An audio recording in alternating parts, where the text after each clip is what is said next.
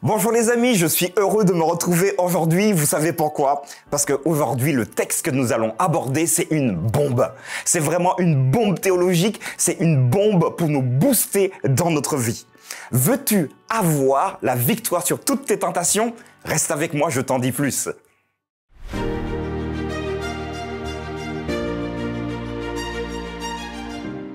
Aujourd'hui, la pensée du jour se trouve dans Hébreux, chapitre 4, versets 15 à 16. Car nous n'avons pas un souverain sacrificateur qui ne puisse compatir à nos faiblesses. Au contraire, il a été tenté comme nous en toutes choses, sans commettre de péché. Approchons-nous donc avec assurance du trône de la grâce, afin d'obtenir miséricorde et de trouver grâce pour être secourus dans nos besoins.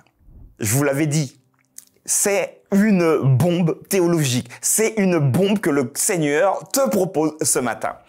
Nous avons depuis quelques jours abordé les tentations, faire attention, des clins d'œil que d'ailleurs Jésus nous fait directement par son comportement. Il est écrit, il plonge donc dans le texte pour rétorquer à son adversaire ce qu'il faut ou ce qu'il ne faut pas faire.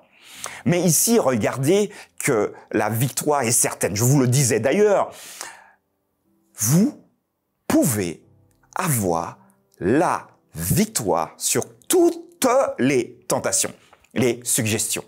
Je vous rappelle également que les tentations, ce sont des propositions, des suggestions, et nous avons la capacité, par Dieu, de pouvoir choisir le bon côté à chaque fois.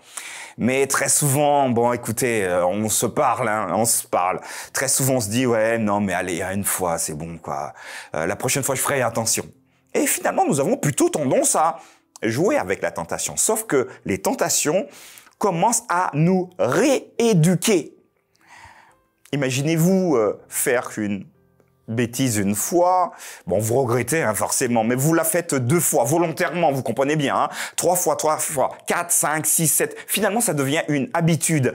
Et quand l'habitude est installée, il est beaucoup plus difficile de choisir une autre voie. C'est exactement la même chose pour les tentations. Vous et moi avons malheureusement hérité déjà d'un comportement qui va à l'opposé de ce que Dieu souhaite réaliser dans nos vies. Mais ici, le texte est précis.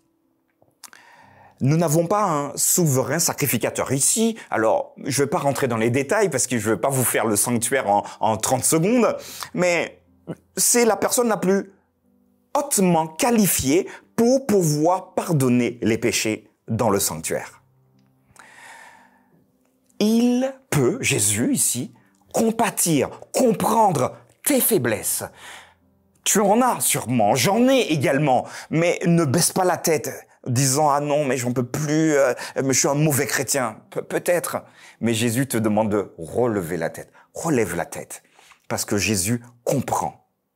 Lui, il est passé par le même chemin que toi.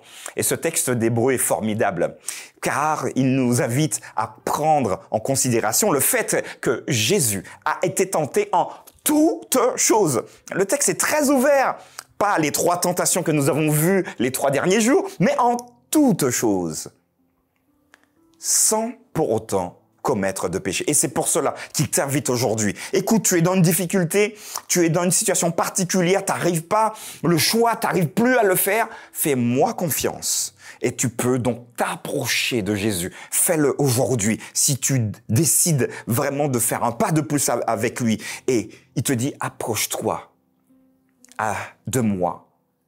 Moi, je suis le trône de la grâce. Je fais grâce. Parce que tu vas obtenir la réponse qu'il te faut.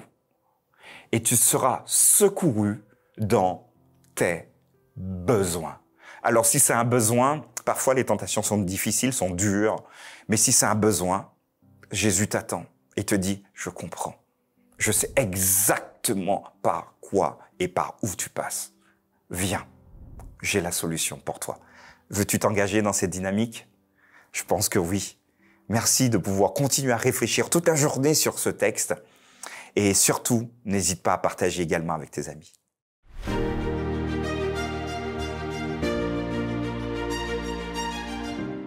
Voilà une mission que nous avons La mission, c'est finalement de faire confiance à Dieu. Parfois, nous nous battons tout seuls dans notre coin. Vous connaissez peut-être des gens qui se battent tout seuls dans leur coin. Soyez des traits d'union entre eux et Jésus. Dites-leur vraiment, écoute, viens, je t'emmène. Viens, je te lâche pas. On va passer du temps à prier ensemble. On va passer du temps à réfléchir ensemble et surtout voir ce que le texte biblique, donc la Bible, nous dit et nous propose comme solution. Ça peut aider. Ça peut vous aider, ça peut aider également vos amis. Alors n'hésitez pas à partager cette pensée du jour. Elle est importante parce que très souvent autour de nous, il y a des personnes qui souffrent et qui n'arrivent pas à s'en sortir. Je te donne rendez-vous en tout cas demain pour une nouvelle pensée du jour.